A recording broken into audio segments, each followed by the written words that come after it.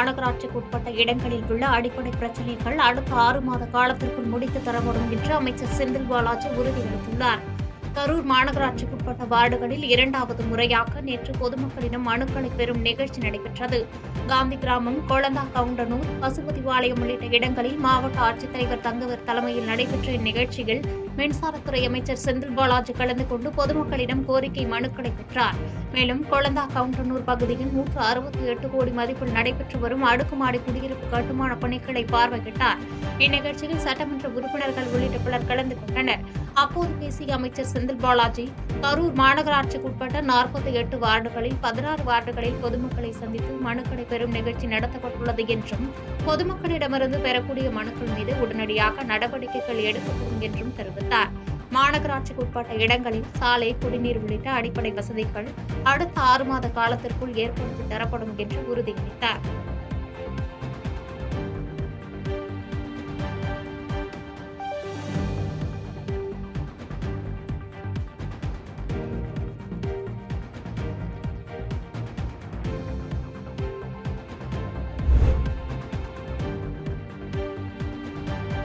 திண்டுக்கல்லில் இந்தியன் முஸ்லிம் யூனியன் லீக்கின் youth league கூட்டம் நடந்தது. இதில் மாநில தலைவர் காதர் மைதீன் பங்கேற்று 24 நிர்வாகிகளை நியமித்தார். பின்பு செய்தியாளர்களை சந்தித்த அவர், இந்திய முஸ்லிமுக்கு டெல்லியில் புதிய கட்டிடம் அமைக்கப்படுகிறது, இதற்கான திறப்பு விழா விரைவில் நடக்கவுள்ளது என்று கூறினார். தொடர்ந்து பேசிய அவர், ஒரே நாடு ஒரே தேர்தல் என்பது கேலி கூத்தானது, வேற்றுமையில் ஒற்றுமை உள்ள ஒரே நாடாகத்தான் இந்தியா உள்ளது என்று தெரிவித்தார். இந்நிலையில் ஒரே நாடு ஒரே தேர்தல் நடைமுறைக்கு வர சிக்கல் உள்ளது, இதை பாஜக கூட்டணி கட்சியினரை ஏற்றுக்கொள்ளவில்லை என்று கூறினார். இதில் இந்திய யூனியன் முஸ்லிம் லீக் மாநில பொதுச் செயலாளர் அபுபக்கர், மாநில பொருளாளர் ஷாஜகான் உள்ளிட்ட பலர் பங்கேற்றனர்.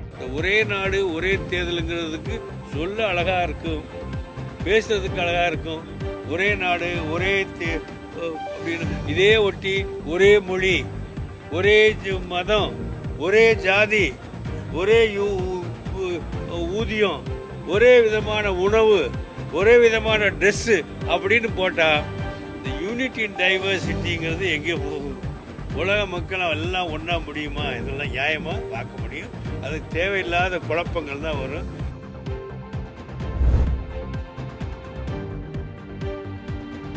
ஜேசிபி மூலம் மரத்தை கொண்டு சென்ற போது சாலையில் வெளிச்சம் இல்லாததால் அதன் மீது மோதி இருசக்கர வாகனத்தில் சென்ற வழக்கறிஞர் சம்பவ இடத்திலேயே உயிரிழந்தார்.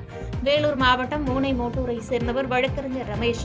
இவர் இருசக்கர வாகனத்தில் ஆவரம்பாளையம் அருகே சென்றபோது சாலையில் உள்ள மரங்களை வெட்டி அப்புறப்படுத்தும் பணியில் ஈடுபட்டிருந்த ஜேசிபி மீது சாலையில் போதிய வெளிச்சம் இல்லாத காரணத்தினால் மோதி விபத்தில் சிக்கினார். இதில் சம்பவ இடத்திலேயே வழக்கறிஞர் ரமேஷ் உயிரிழந்தார். தகவல் அறிந்து அங்கு சென்ற கடைசியில் காவல்துறையினர் உடலை மீட்டு அடுக்கும்பாறை அரசு மருத்துவக் கல்லூரி மருத்துவமனைக்கு அனுப்பி வைத்தனர்.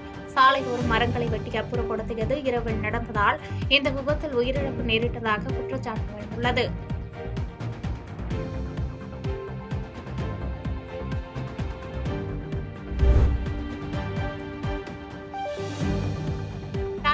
ஆதரவாளர்களை ஒடுக்க முயற்சி செய்யப்படுவதை கண்டித்து வரும் ஜனவரி 5ஆம் தேதி பிராமணர் சமுதாயத்தினர் மற்றும் இந்து ஆதரவு சக்திகள் இணைந்து மதுரை பழங்கானகத்தில் ஒருநாள் உண்ணாவிரத போராட்டம் நடத்த உள்ளதாக இந்து மக்கள் கட்சித் தலைவர் அர்ஜுன் சம்பத் தெரிவித்துள்ளார். சனாதன ஆதரவாளர்களை ஒடுக்க முயற்சி செய்யப்படுவதை கண்டித்து மதுரை மாவட்டம் பழங்கானகத்தில் வரும் ஜனவரி 5ஆம் தேதி ஒருநாள் உண்ணாவிரத போராட்டம் நடைபெறவுள்ளது.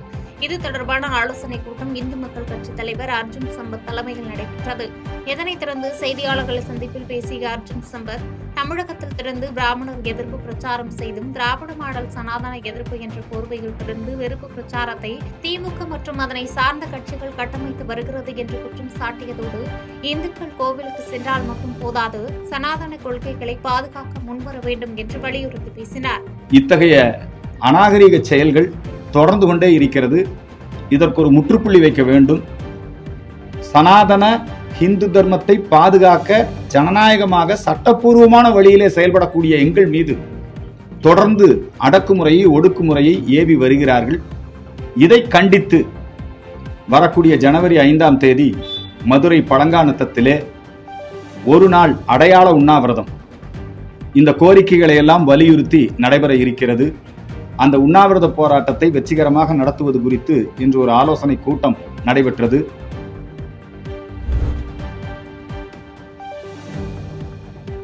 கோவில்பட்டி அருகே கஞ்சா போதையில் மகனை மண்வெட்டியால் வெட்டி கொன்ற தந்தை கைது செய்யப்பட்டார். தூத்துக்குடி மாவட்டம் கோவில்பட்டி அருகே தோணுக்கால் மேலத்தெருவை சேர்ந்தவர் பிரியாதன் மகன் பாலமுருகன். இவருக்கு கற்பகம் என்ற மனைவியும் 2 குழந்தைகளும் உள்ளனர். இந்நிலையில் பாலமுருகன் தனது தந்தை பிரியாதனுடன் மது அருந்தியதாக தெரிகிறது. இதில் தகராறு ஏற்பட்டு இதனால் ஆத்திரத்தில் இருந்த தந்தை பின்பு கஞ்சா புகைத்துவிட்டு இரவில் தூங்கிக் கொண்டிருந்த மகன் பாலமுருகனை மண்வெட்டியால் வெட்டி கொலை செய்துள்ளார். தகவல் அறிந்து வந்த கோவில்பட்டி மேற்கு காவல் நிலைய போலீசார் உயிரிழந்த பாலமுருகனின் உடலை கைப்பற்றி கோவில்பட்டி அரசு தலைமை மருத்துவமனைக்கு பிரேத பரிசோதனைக்காக அனுப்பி வைத்தனர்.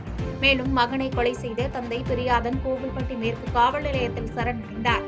இச்சம்பவம் தொடர்பாக போலீசார் தீவிர விசாரணை நடத்தி வருகின்றனர்.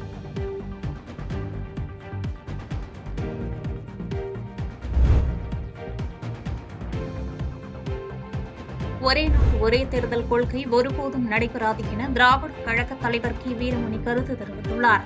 தஞ்சாவூர் மாவட்டம் கும்பகோணத்தில் திருமண வரவேற்பு நிகழ்ச்சிக்கு வருகை புரிந்த திராவிட கழக தலைவர் கி வீரமணி செய்தியாளர்களை சந்தித்து பேட்டியளித்தார். அப்போது மத்திய பாஜக அரசு அறிவித்துள்ள ஒரே நாடு ஒரே தேர்தல் கொள்கை என்பது ஜனநாயகத்திற்கு புறமானது என்றும் அம்பேத்கர் இயற்றிய எந்தவொரு அரசியலமைப்பு சட்டத்தை மாற்ற முடியாது என்றும் இதை திராவிட கழகம் வன்மையாக கண்டுகிறது என்றும் பேசினார். எதிர்கட்சியை மறப்பதில்லை, மனிதர்ம ஆட்சியை மீண்டும் கொண்டு வருவதற்காகத்தான் இந்த திட்ட ஏற்பாடு. இது வன்மையாக கண்டிக்க வேண்டும். ஜனநாயகத்தை நம்பிக்கொண்டவர்கள் யாராக இருந்தாலும் இதை கண்டிக்க வேண்டும், இதில் ஒன்று திரள வேண்டும். எனவே ஜனநாயகமா சர்வாதிகாரமா, அதுக்கு வேண்டிய முகப்பு வாயிலுக்குள்ளே நாம் நுழைய போகிறோம் என்பதற்கு அடையாளம் தான் ஒரே நாடு ஒரே தேர்தல்.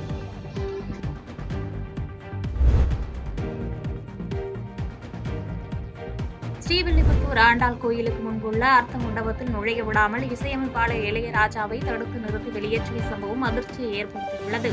விருதுநகர் மாவட்டம் ஸ்ரீவில்லிபுத்தூரில் அமைந்திருக்கும் ஸ்ரீ ஆண்டாள் கோவில் ஆடிப்பூர கொட்டகையில் இளையராஜா இசையமைத்து வெளியான திவ்ய பாசுரம் நாட்டியாஞ்சலி நிகழ்ச்சி தனியார் நிறுவனம் மூலம் நடைபெற்றது. இதில் கலந்து கொள்வதற்காக பாரதிய ஜனதா கட்சியின் ராஜ்யசபா உறுப்பினரும் இசையமைப்பாளருமான இளையராஜா வருகை தந்தார். அப்போது பருவதிக்கு முன் இருக்கும் அர்த்த மண்டபத்தில் அவர் நுழைந்தபோது அவரை தடுத்து நிறுத்தியுள்ளனர்.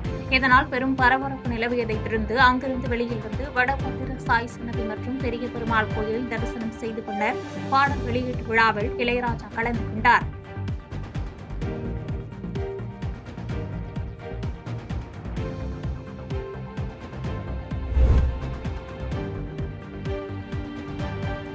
அரசமைப்பு சட்டத்தை போற்றி புகழ்ந்து கொண்டே அம்பேத்கரை பாராட்டி பேசி அரசமைப்பு சட்டம் மீது மூர்க்கமான தாக்குதலை பாஜக அரசு நடத்தி வருவதாக திருமாவளவன் விமர்சித்துள்ளார். தஞ்சாவூர் மாவட்டத்தில் கும்பகோணத்தில் நடைபெறவுள்ள விடுதலை சிறுத்தைகள் கட்சியின் நிர்வாகி திருமணத்தில் பங்கு கொள்வதற்காக சென்னையிலிருந்து விமானம் மூலம் திருச்சிக்கு வருகை தந்த விடுதலை சிறுத்தைகள் கட்சியின் தலைவர் தொல் திருமாவளவன் செய்தியாளர்களுக்கு பேட்டியளித்தார். அப்போது பேசிய அவர், மத்திய அரசு ஒரே நாடு ஒரே தேர்தல் திட்டத்தை நிறைவேற்றி பார்க்கிறது என்றும் அரசமைப்பு சட்டத்தை போற்றி புகழ்ந்து கொண்டே அம்பேத்கரை பாராட்டி பேசி அரசமைப்பு சட்டம் மீது மூர்க்கமான தாக்குதலை பாஜக அரசு நடத்தி வருகிறது என்று காட்டமாக பேசினார். மேலும் தேசிய அளவில் ஜனநாயக சக்திகள் ஒன்றிணைந்து இந்த ஆபத்தை தடுக்க அனைவரும் அணி திரள வேண்டும் என்று வலியுறுத்தி பேசினார். ஒரே நாடு ஒரே தேர்தல் தொடர்பான சட்ட மசோதாவை அறிமுகப்படுத்த இருக்கிறார்கள். அரசமைப்பு சட்டத்தை போற்றிக் கொண்டே புகழ்ந்து கொண்டே புரட்சியாளர் அம்பேத்கரை வாழ்த்திக் கொண்டே அரசமைப்பு சட்டத்தின் மீது மூர்க்கமான தாக்குதலை பாரதிய ஜனதா அரசு தொடர்ந்து நடத்தி வருகிறது. ஏற்கனவே ஆர்டிகிள் 370 என்கிற பிரிவை நீக்கி CAA சட்டத்தை கொண்டு வந்தார்கள். அது அரசமைப்பு சட்டத்திற்கு எதிரான தாக்குதல்.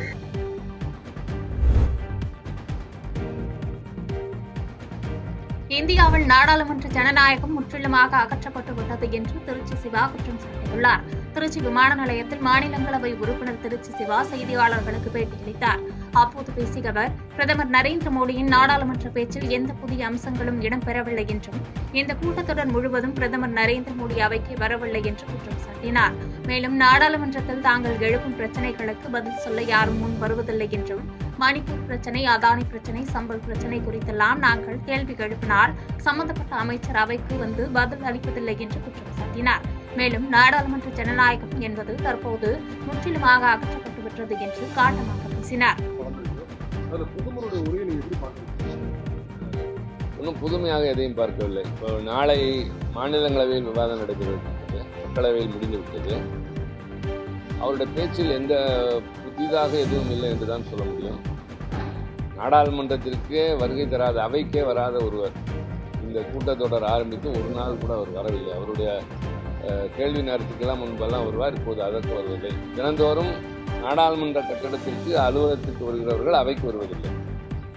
அது அரசியல் சட்டப்படி நடக்க வேண்டும் ஒரு அரசாங்கம் என்கிற போது இந்த government is accountable to the parliament என்பது பலமுறை சொல்லியிருக்கிறோம். அவர்கள் நாங்கள் எழுப்புகிற பிரச்சனைகளுக்கு பதில் சொல்ல யாருமே முன் வருவது. அது ஒன்றும் சொந்த பிரச்சனையே கிடையாது. மணிப்பூர் பிரச்சனையாக இருக்கலாம், அதானி பிரச்சனையாக இருக்கலாம், சம்பல் பிரச்சனையாக இருக்கலாம்.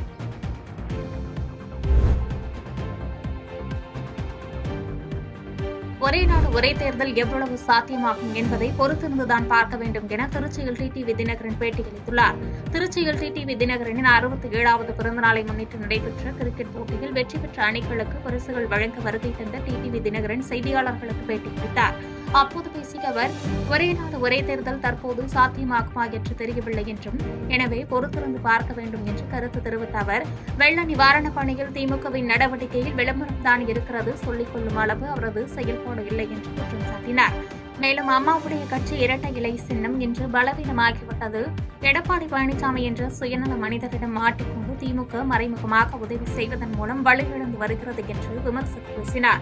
தேர்தல் முன்னாடி வரைக்கும் ஒரே நாடு ஒரே தேர்தலாக தான் இருந்துச்சு. அமைச்சர் திரும்பவும் அது பிராக்டிக்கலா எந்த அளவுக்கு அது சரியா வருங்கிறது இன்னும் நமக்கு அதை பத்தி எதுவும் அனுமானிக்க முடியல. அதனால வெயிட் அண்ட் சீ அப்படின்னு. பருவமழைக்கு திமுக செயல்பாடு எப்படியோ மக்கள் இந்த கடுமையான மழை வெள்ளம் புயல்ல எப்படியோ தப்பிச்சுட்டு இருக்காங்கன்னு தான் சொல்லணும். ஏன்னா அரசாங்கம் அதை செய்த இதை செய்த ஒரு சொட்டு தண்ணி கூட தங்காதுன்னு சொன்னாங்க. அதையெல்லாம் தாண்டி இன்றைக்கு வர்ண பகவான் அருளால நம்ம தப்பிச்சிருக்கோங்கிறது தான் என்னுடைய கருத்து. ஏன்னா பல நகரங்களில் மழை இன்னும் தொடர்ந்து மழைப்பொழிவு இருந்திருந்தா இன்னும் மோசமான பாதிப்பு பொதுமக்களுக்கும் அவங்க உடைமைகளுக்கும் ஏற்பட்டு இருக்கும். நல்ல வேளையாக மழை இடையில இப்போ வானிலை ஆராய்ச்சி மையம் சொன்னதுபடி இன்னும் தொடர்ந்து மழை பெய்ஞ்சிருந்துச்சுன்னா இன்னைக்கெல்லாம் நம்ம இங்கே உட்கார்ந்துருக்க முடியுமான்னு தெரியல, அந்த அளவு இருந்துச்சு. பாதகம் செய்பவரை கண்டால் நாம் பயங்கொள்ளலாகாது பாப்பா, மோதி மிதித்து விடு பாப்பா, அவர் முகத்தில் உமிழ்ந்து விடு பாப்பா. அண்மை செய்திகளை உடனுக்குடன் தெரிந்து கொள்ள இணைந்திருங்கள் இயம்நாடு தொலைக்காட்சியுடன்.